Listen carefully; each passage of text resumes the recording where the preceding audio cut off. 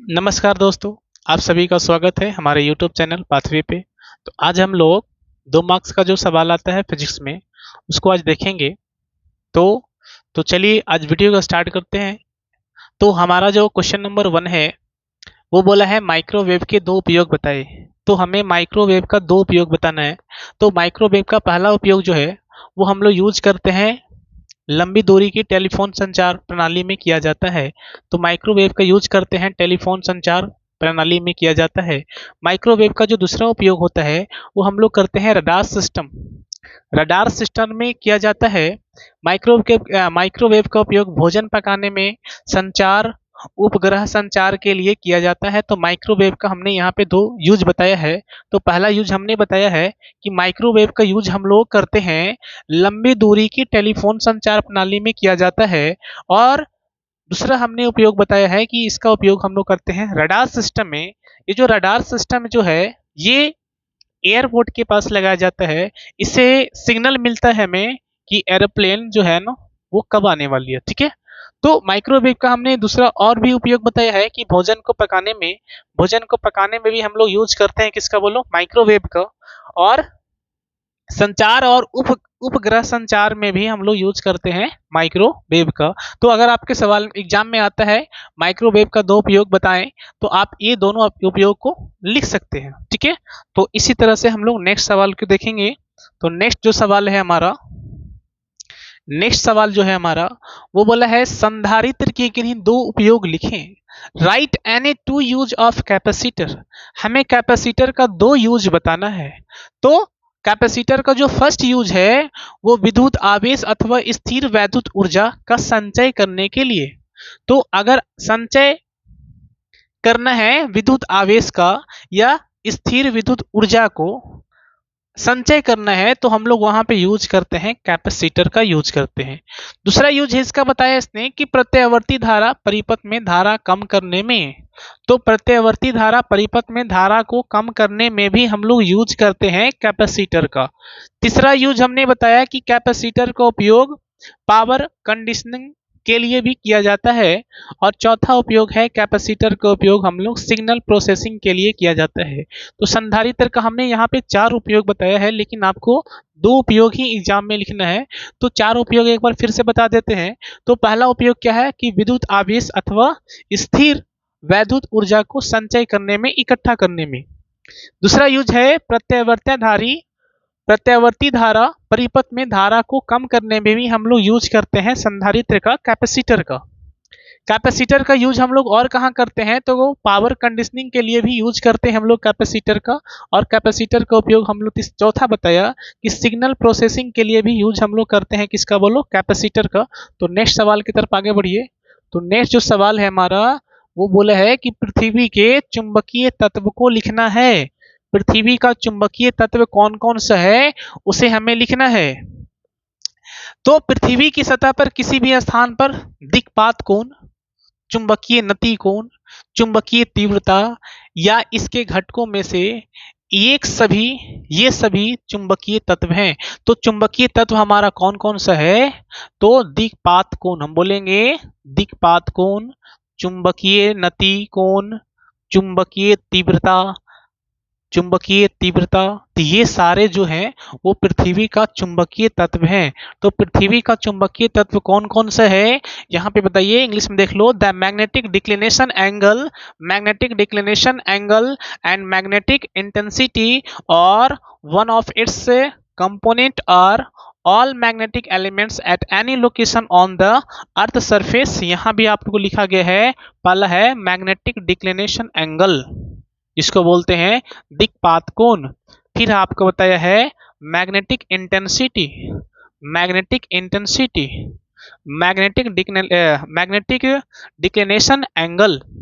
तो दिक्पात कोण, चुंबकीय नति कोण और चुंबकीय तीव्रता, ये जो 3 है ये हमारा पृथ्वी के चुंबकीय तत्व कहलाते हैं। नेक्स्ट सवाल हम लोग देखते हैं। नेक्स्ट जो सवाल है हमारा, सेल के विद्युत वाहक बल एवं टर्मिनल विभवांतर में अंतर स्पष्ट करना है। आपको बताना है कि सेल का जो विद्युत वाहक बल है जिसको बोलते हैं इलेक्ट्रोमोटिव फोर्स, और इसी को शॉर्ट में हम लोग बोलते हैं ईएमएफ। तो हमें ईएमएफ क्या होता है उसके बारे में बताना है, और हमें बताना है कि तुम्हारा टर्मिनल विभवांतर क्या होता है उसके बारे में। तो जरा आप देखिए ध्यान से, बोला एकांक आवेश को पूरे परिपथ में सेल सहित प्रवाहित करने में सेल द्वारा दी गई ऊर्जा को सेल का विद्युत वाहक बल कहते हैं। तो सेल का विद्युत वाहक बल क्या है? तो बोला है कि एकांक आवेश को पूरे परिपथ में सेल सहित, अगर हम लोग एकांक आवेश को पूरे परिपथ में सेल सहित प्रवाहित करने में जो उसे ऊर्जा देते हैं, उस ऊर्जा को हम लोग, दी गई ऊर्जा को सेल का हम लोग क्या करते हैं? विद्युत वाहक बल कहते हैं। जबकि किसी परिपथ के दो बिंदुओं के बीच एकांक आवेश को प्रवाहित करने में किए गए कार्य को उन बिंदुओं के बीच का टर्मिनल विभवांतर कहते हैं।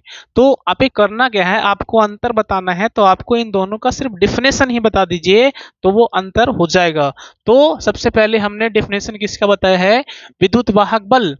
विद्युत वाहक बल क्या है कि एकांक आवेश को पूरे परिपथ में सेल सहित प्रवाहित करने में सेल द्वारा जो दी गई ऊर्जा होता है, उस ऊर्जा को ही हम लोग बोलते हैं सेल का विद्युत वाहक बल। लेकिन अगर हम एकांक आवेश को परिपथ के दो बिंदुओं के बीच अगर प्रवाहित करने में जो हमें कार्य करना पड़ता है, उस कार्य को हम उन दो बिंदुओं के बीच का क्या कहते हैं? टर्मिनल विभवांतर कहते हैं। तो ये हमारा इसका आंसर होगा। नेक्स्ट सवाल आप देखिए। नेक्स्ट सवाल जो है काफी इंपॉर्टेंट है, आपको बताना है क्यूरी का नियम। क्यूरी का नियम क्या है? What is Curie law? बोला अनुचुंबकीय पदार्थ की प्रकृति, जिसको हम लोग के से डिनोट करते हैं, पदार्थ के परम ताप के व्युत्क्रमानुपाती होता है, और इस नियम को ही हम लोग क्या बोलते हैं? क्यूरी का नियम। कहने का मतलब यहाँ पे आप एक लाइन ऐड कर लेना कि जो हमारा के जो है वो समानुपाती होता है परम ताप का। के जो है वो समानुपाती होता है किसका? बोलो, परम ताप का। तो क्यूरी का नियम क्या है कि अनुचुंबकीय पदार्थ की चुंबकीय प्रवृत्ति पदार्थ के परम ताप के व्युत्क्रमानुपाती होता है, जिसे हम लोग क्या बोलते हैं? क्यूरी का नियम। बोला लौह चुंबकीय पदार्थ के लिए एक निश्चित ताप के ऊपर जिसे क्यूरी बिंदु कहा जाता है, के मान अचानक कम हो जाता है और लौह चुंबकीय पदार्थ से वो किस में बदल जाता है? बोलो, वो बदल जाता है अनुचुंबकीय पदार्थ में। तो क्यूरी का नियम क्या है इसके बारे में अगर आपको लिखने के लिए आ जाए एग्जाम में 2 मार्क्स का, तो आप इस तरह से उसका आंसर दे सकते हैं। नेक्स्ट सवाल अगर देखिए आप, नेक्स्ट जो सवाल है हमारा वो है हमारा निरोधी विभव। गलत लिखा हुआ है, निरोधी विभव की परिभाषा दे। तो निरोधी विभव होता है क्या? बोला प्रकाश विद्युत सेल के एनोड पर आरोपित वह ऋणात्मक विभव जिस पर प्रकाश विद्युत धारा शून्य हो जाती है। बताया तुम्हें कि प्रकाश विद्युत सेल के एनोड पर आरोपित वह ऋणात्मक विभव जिस पर प्रकाश विद्युत धारा का मान अगर क्या हो जाए? बोलो, शून्य हो जाता है। तो उस विभव को हम लोग क्या बोलते हैं? निरोधी विभव बोलते हैं। The negative potential applied on the anode of photoelectric cell at which the photoelectric current becomes zero is called stopping potential। उसी को बोलते हैं हम लोग इस इंग्लिश में stopping potential, और हिंदी में उसे बोलते हैं निरोधी विभव। ठीक है, तो नेक्स्ट सवाल की तरफ अगर हम लोग बढ़े, तो नेक्स्ट सवाल जो है हमारा सवाल आ गया 250 एंगस्ट्रम तरंग दैर्ध्य वाला फोटोन की हमें ऊर्जा की गणना करना है। तो सबसे पहले आप इस सवाल को ट्राई करें, उसके बाद हम इसे सॉल्व करेंगे।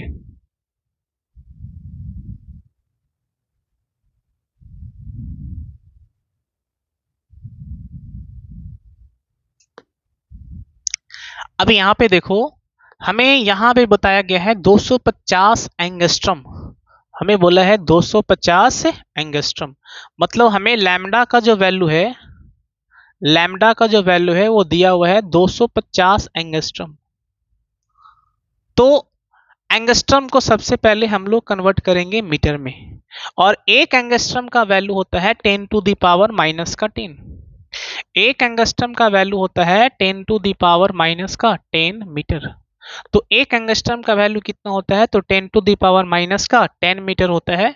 तो हमें बताना है कि 250 एंगस्ट्रम में कितना हो जाएगा, तो बोलेंगे 250 गुना 10 का पावर माइनस का 10 मीटर। लेकिन हमें निकालना क्या है, हमें निकालना है फोटोन की ऊर्जा, और फोटोन की ऊर्जा जो होता है वो होता है भाई E बराबर H C upon lambda. E बराबर H C upon lambda. Photon की ऊर्जा जो होता है वो होता है E बराबर एच सी अपॉन लैम्डा। तो इसमें H को बोलते हैं हम लोग प्लैंक्स कांस्टेंट, और प्लैंक्स कांस्टेंट का वैल्यू जो होता है वो 6.62 into 10 to the power minus का 34 जूल सेकेंड। और C होता है प्रकाश का वेग, और प्रकाश का वेग होता है 3 गुना 10 का पावर 8 मीटर पर सेकेंड। और हमें लैम्डा का वैल्यू तो दे रखा है, तो हमें कुछ करना नहीं है, हमें सिर्फ इन सारे वैल्यू को पुट करना है हमारे फॉर्मूला में, और हमारा आंसर हमें मिल जाएगा। तो चलिए आप इस वैल्यू को इसमें पुट करो।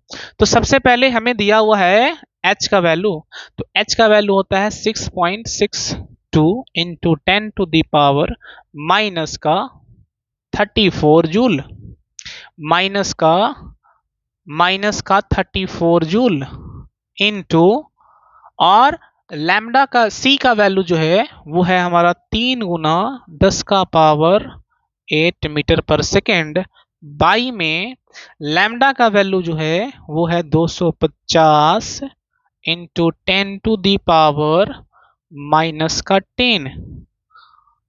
अब हमें करना क्या है, अब हमें इसे सॉल्व करना है। जब आप इसको सॉल्व कीजिएगा तो आपका आएगा 7.95 into 10 to the power minus का 18। लेकिन हमें एनर्जी है, और एनर्जी का जो यूनिट होता है वो होता है जूल, तो हमारा जो आंसर आ जाएगा वो कुछ इतना आ जाएगा। आपको करना क्या है कि इस सवाल को सॉल्व करना है, और कमेंट सेक्शन में इसका आंसर आपको बताना है कि इतना आता है या नहीं, ठीक है। तो नेक्स्ट सवाल की तरफ आप आगे बढ़ो। तो नेक्स्ट सवाल जो है हमारा वो बताया है कि विद्युत चुंबकीय तरंग की वो मुख्य विशेषता लिखें। तो आपको मुख्य विशेषता लिखना है विद्युत चुंबकीय तरंग का, इलेक्ट्रोमैग्नेटिक वेव का आपको दो विशेषता बताना है, दो गुण बताना है। तो हमने बताया कि पहला क्या बताया कि विद्युत चुंबकीय तरंग और आवेशित विद्युत चुंबकीय तरंगे जो होती है वो कैसा होती है, बोलो, आवेशित होती है। इसीलिए इसमें गलत क्या लिख दिया, इसमें प्रिंटिंग गलत है। यहां पे आप इसको इंग्लिश में दिखा देते हैं। बोला इलेक्ट्रोमैग्नेटिक वेव आर चार्ज्ड। हमारा जो विद्युत चुंबकीय तरंग जो होता है वो चार्ज होता है, आवेशित होता है।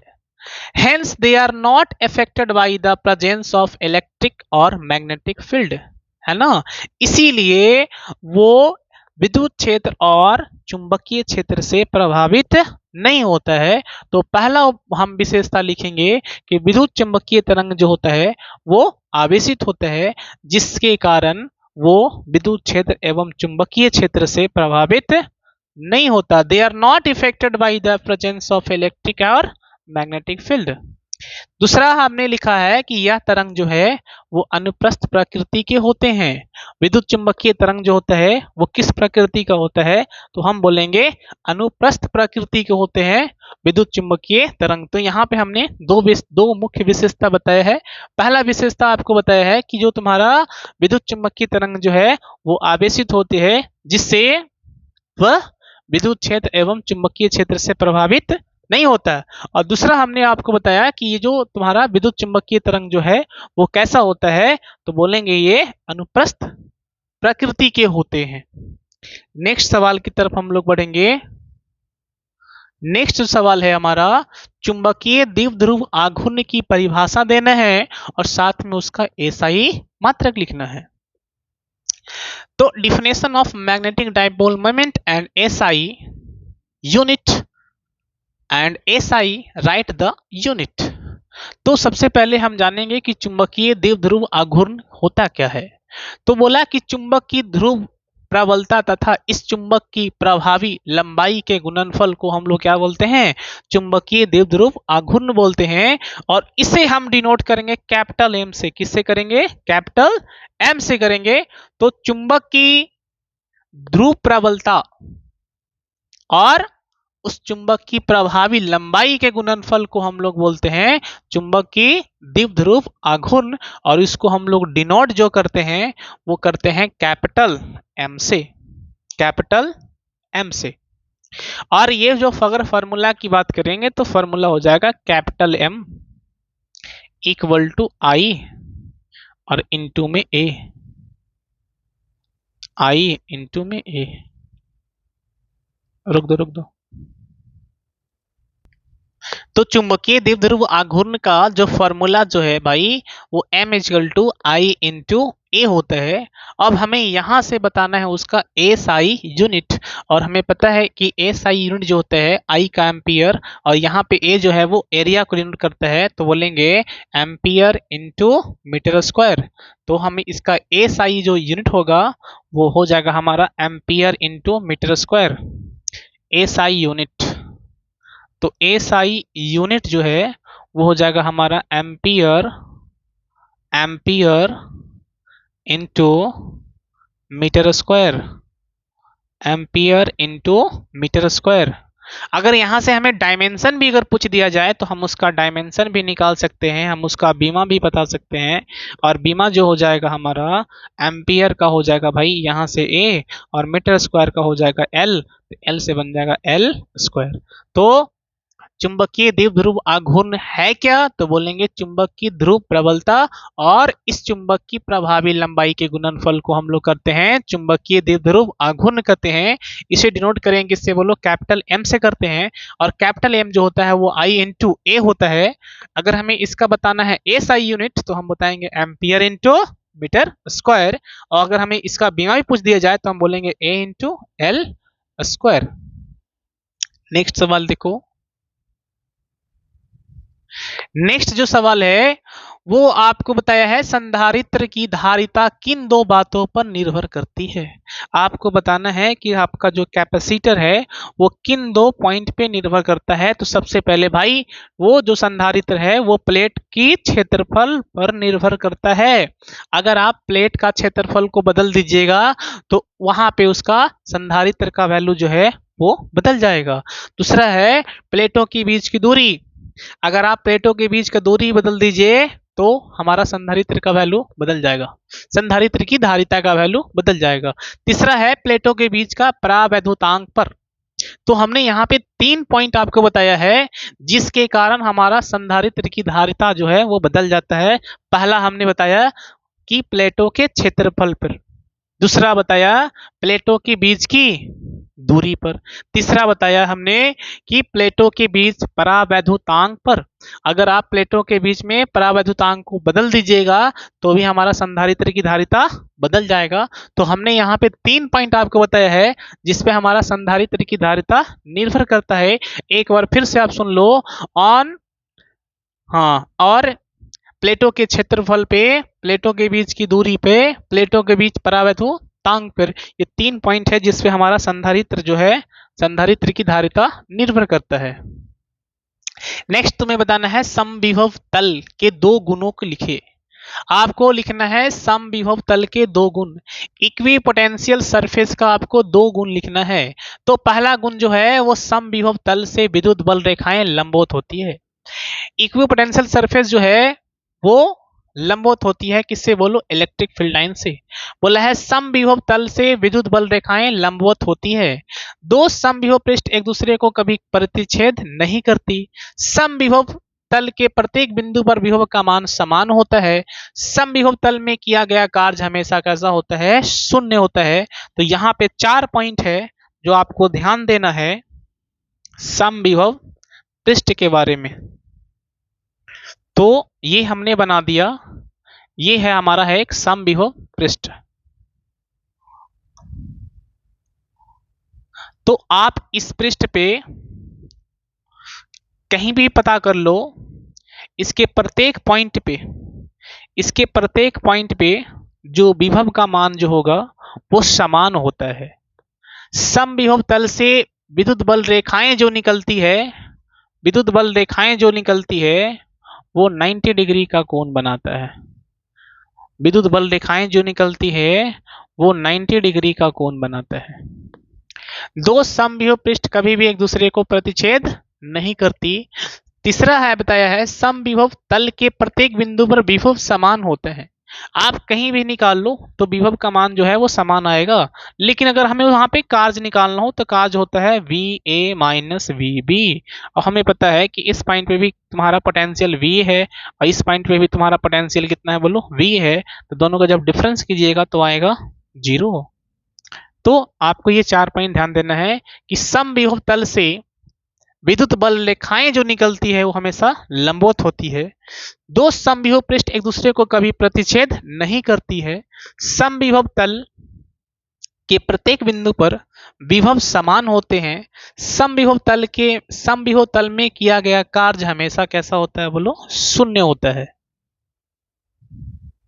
चलो एक और सवाल हमारा आप ऐसा आ गया, बोलो यहां पे बोला है कि 24 माइक्रोफैराड की संधारित्र को 500 वोल्ट तक आवेशित करने में कितना कार्य करना पड़ेगा। अब यहां पे जरा आप ध्यान से देखो, पहले तो आप इस वीडियो को पॉज कीजिए, उसके बाद इसको सॉल्व करो।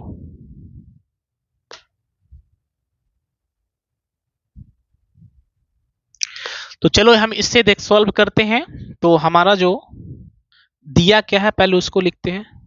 तो हमें क्या क्या दिया हुआ है, हमें बोला है 24 माइक्रोफैराड की संधारित्र है, मतलब हमें C का वैल्यू दिया हुआ है। तो C का जो वैल्यू है हमें दिया हुआ है 24 माइक्रोफैराड।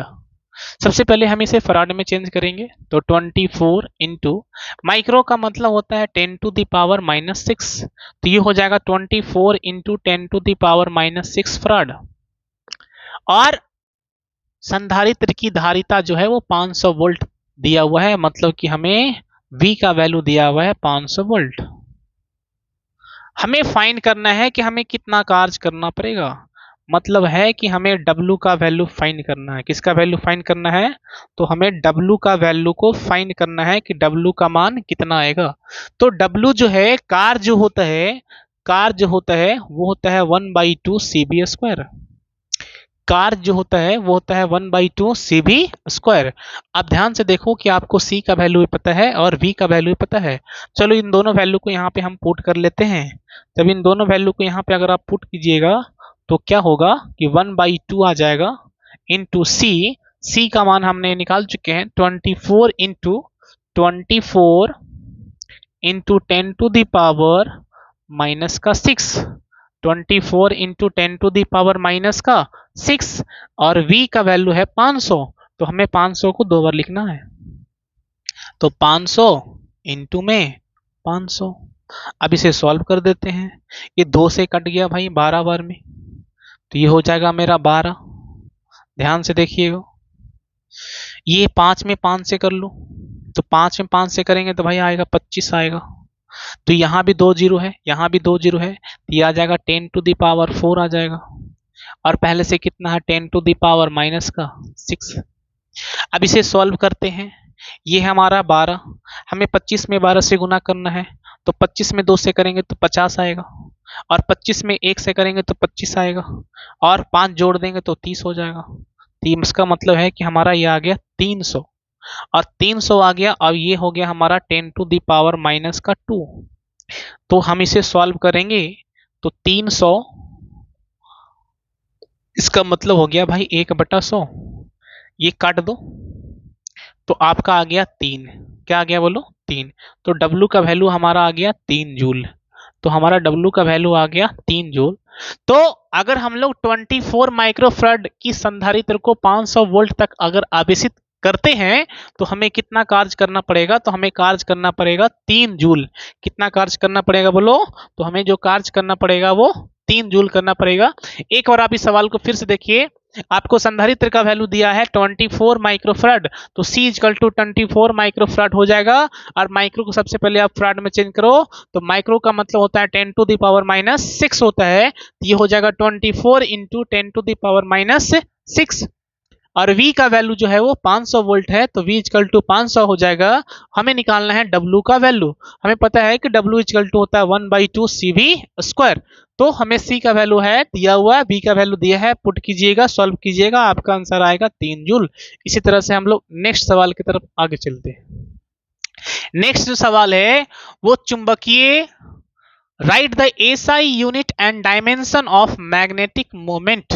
चुंबकीय जिसको बोलते हैं आघूर्ण, है ना, क्या बोलेंगे इसको, चुंबकीय आघूर्ण। Right the SI unit and dimension of the magnetic moment. तो चुंबकीय आघूर्ण का सूत्र की अगर बात करें तो चुंबकीय आघूर्ण वही द्विध्रुव आघूर्ण की बात कर रहा है ये। तो चुंबकीय आघूर्ण जो होता है भाई वो होता है I into A, I into A. तो अगर हमें इसका लिखना है ऐसा ही मात्रक, तो I का तो एम्पियर होता है और क्षेत्रफल मतलब मीटर स्क्वायर, तो सॉल्व कीजिएगा तो आएगा एम्पियर मीटर स्क्वायर। अगर हमें डायमेंशन निकालना है तो हमें पता है कि विद्युत धारा का जो डायमेंशन होता है वो या तो A होता है या तो फिर I होता है, और क्षेत्रफल का जो डायमेंशन होता है वो होता है L स्क्वायर। तो हम लिखेंगे A और L स्क्वायर। जब भी आपको लिखना हो डायमेंशन तो हम लोग बड़ा वाला ब्रैकेट यूज करते हैं इस तरह से, ठीक है। तो नेक्स्ट सवाल की तरफ आगे चलते हैं। तो नेक्स्ट सवाल है हमारा वो दिया है 6000 एंगस्ट्रम तरंग दैर्ध्य वाले प्रकाश फोटोन की ऊर्जा ज्ञात करें। तो सबसे पहले आप इसको ट्राई करो, फिर इसे सॉल्व करते हैं।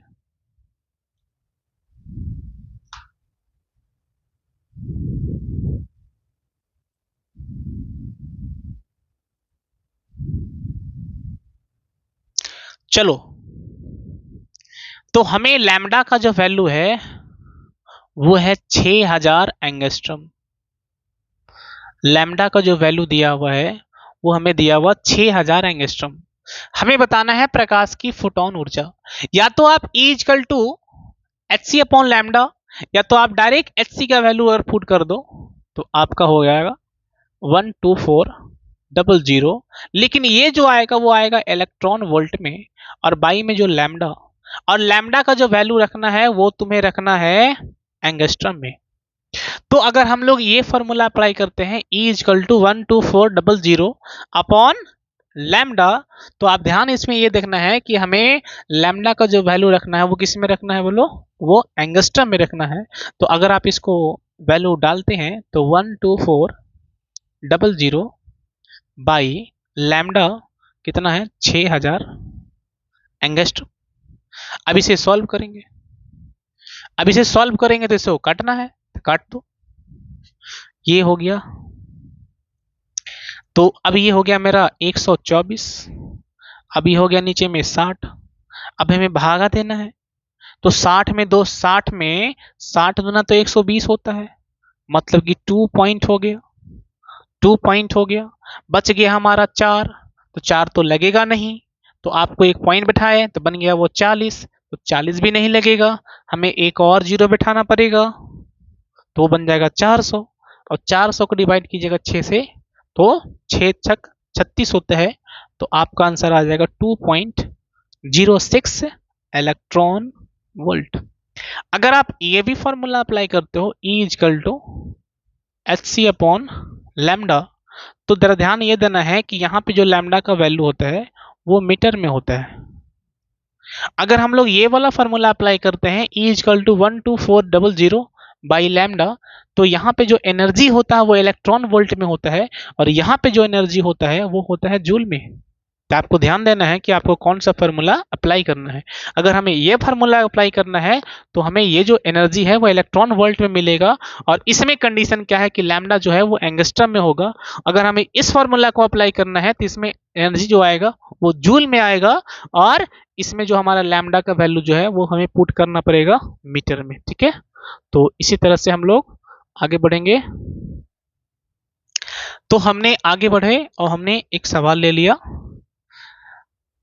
दो जैसी, अच्छी इसमें टाइपिंग गलती है, इंग्लिश सवाल में इंग्लिश में पढ़ लेते हैं। The powers of two lenses are plus 12 diopter and minus 2 diopter. What will be the focal length of the coincidence if they are kept in contact coaxially? तो हमें यहाँ पे बताया गया है कि तुम्हारे पास दो लेंस है जिसकी क्षमता हमें दिया गया है 12 डायोप्टर और माइनस 2 डायोप्टर।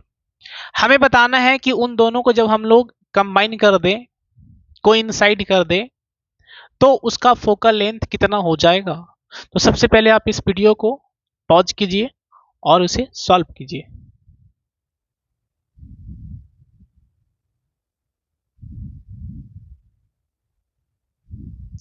तो चलिए हम इसे सॉल्व करते हैं। तो हमें दो लेंस का पावर दिया हुआ है और पावर को हम लोग डिनोट करते हैं P से। तो हमें P1 का वैल्यू जो है वो 12 डायोप्टर है और P2 का जो वैल्यू है वो है माइनस का 2 डायोप्टर। ठीक है, तो सबसे पहले हमें निकालना होगा इन दोनों का समतुल्य, मतलब कि इक्विवेलेंट। और P इक्विवेलेंट जो होता है वो होता है P1 plus P2। P equivalent जो होता है वो होता है P1 प्लस P2। और हमें P1 का मान भी पता है और P2 का मान पता है, दोनों को रख दीजिए आप यहाँ पे।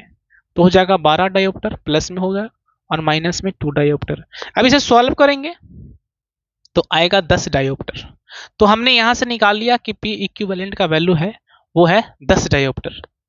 तो हमने समतुल्य तो निकाल लिया कि समतुल्य लेंस का जो क्षमता होगा वो आएगा 10 डायोप्टर। लेकिन हमें निकालना है फोकस दूरी। तो हम फोकस दूरी कैसे फाइंड करेंगे? तो फोकस दूरी जरा ध्यान से देखिए कि फोकस दूरी कैसे फाइंड करेंगे। तो आप जानो कि तुम्हारा जो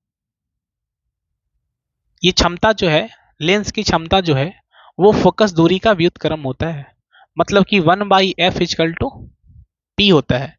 तो हम यहां से लिखेंगे, इसे हम लिखेंगे P जो होगा वो होता है भाई 1/f।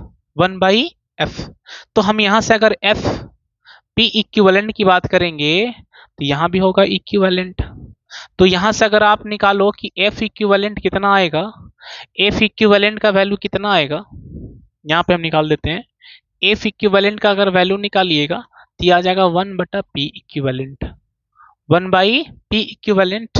और ये हो जाएगा तुम्हारा 1/10, 1/10। अब यहाँ पे देखो कि तुम्हारा जो लेंस की क्षमता जो है वो किस में है, बोलो डायोप्टर में है। अगर लेंस की क्षमता डायोप्टर में है तो फोकस दूरी जो आएगा वो आएगा मीटर में। इसका मतलब है कि ये आ जाएगा हमारा 1/10 मीटर। तो सबसे पहले आप आंसर को अगर इस तरह से दीजिएगा तो आपको देखने में अच्छा नहीं लगेगा। सबसे पहले आप इसको सेंटीमीटर में चेंज कर दो, 100 से गुना कर दीजिए ऊपर में, ये आ जाएगा सेंटीमीटर में, काट दीजिए तो आएगा 10 सेंटीमीटर। तो हमारा जो है ना फोकस लेंथ जो है, फोकस दूरी जो है वो आ गया 10 सेंटीमीटर। तो अगर आप दो लेंस जिसकी क्षमता जो है वो 12 डायोप्टर और माइनस का 2 डायोप्टर है, अगर उन दोनों को अगर आप मर्ज कर दीजिएगा तो उसका जो फोकल लेंथ होगा वो कितना हो जाएगा भाई, 10 सेंटीमीटर हो जाएगा। ठीक है, तो इसी तरह से हम लोग नेक्स्ट सवाल की तरफ बढ़ते हैं और ये सवाल जो है हमारा यहीं तक।